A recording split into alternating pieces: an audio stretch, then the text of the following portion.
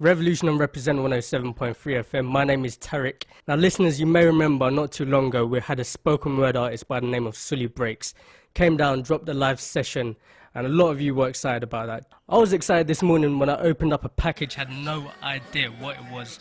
Opened it up, put it in the player, pressed play, and it totally blew me away. It's his brand new piece from his brand new The Dorm Room EP. I'm going to have to let spoken word do what it does best and let it speak for itself. Brand new Sully Breaks.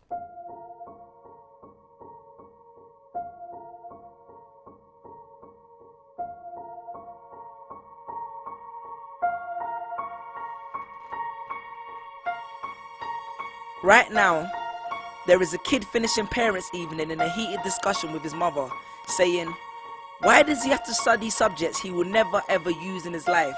And she will look at him blank-eyed, stifle a sigh, think for a second, and then lie.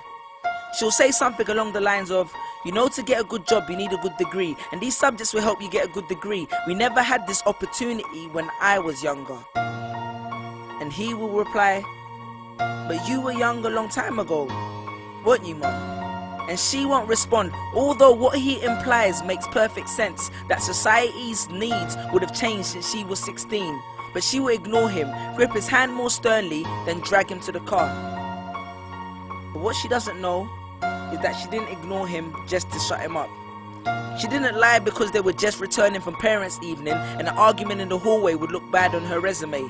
She won't lie because she's just spent the last 1 hour convincing a stern-faced teacher that she will ensure that her child studies more at home.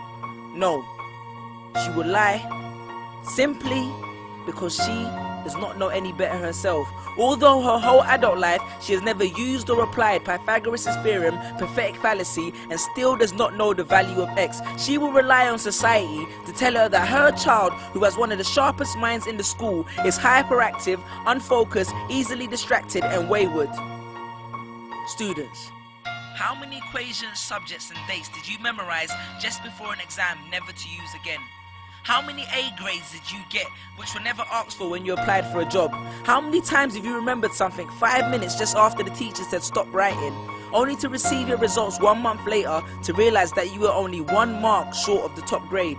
Does that mean remembering 5 minutes earlier would have made you more qualified for a particular job? Well, on the application form it would have. We all have different abilities, thought processes, experiences and genes. So why is a class full of individuals tested by the same means? So does that mean Sherelle thinks she's dumb because she couldn't do a couple of sums? And if this issue is not addressed properly, it then becomes a self-fulfilling prophecy. Then every school has the audacity to have a policy on equality. The irony. Exams are society's methods of telling you what you're worth. But you can't let society tell you what you are, because it's the same society that tells you that abortion is wrong but then looks down on teenage parents. The same society that sells products to promote natural hair, looks and smooth complexion, with the model on the box half photoshopped and has fake lashes and hair extensions, with pastors that preach charity but own private jets, imams that preach against greed but are all fat, parents that say they want educated kids but constantly marvel at how rich Richard Branson is, governments that preach peace but endorse wars, that say they believe so much in the importance of higher education and further learning, then why increase tuition fees every single year? I believe Miss Jefferson when she took me into the office and said that my exams would be imperative to my success, because we was taught to always follow when Miss Jefferson led. But then I took Jefferson out of the equation and learned to think for myself. I realized we was taught to always follow when Miss led. The irony. Test us with tests, but the finals are never final, because they never prepare us for the biggest test, which is survival. And what I suggest is fairly outlandish, so I do not expect everyone to understand this, except for the kids who knows what it feels like to be worth no more than that D or that A that you get on results day, and the ones whose best stories were never good enough for the English teacher, because apparently you missed out key literal techniques, did not follow the class plan, and the language was too informal for him to understand. But then he'd reference Hamlet and Macbeth, and you'd fight the the urge to express your contempt by partially clenching your fist with only your medius finger left protruding in the middle of your hand, and then asks if he was aware that Shakespeare was known as the innovator of slang, or the kid at the back of the class who thinks, why am I studying something that doesn't fuel my drive? But then when confronted with a maths problem, his eyes come alive. So this one is for my generation, the ones who found what they were looking for on Google, the ones who followed their dreams on Twitter, pictured their future on Instagram, accepted destiny on Facebook. This one's for my failures and my dropouts, for my unemployed graduates, my shop assistants, cleaners and cashiers with bigger dreams, my self-employed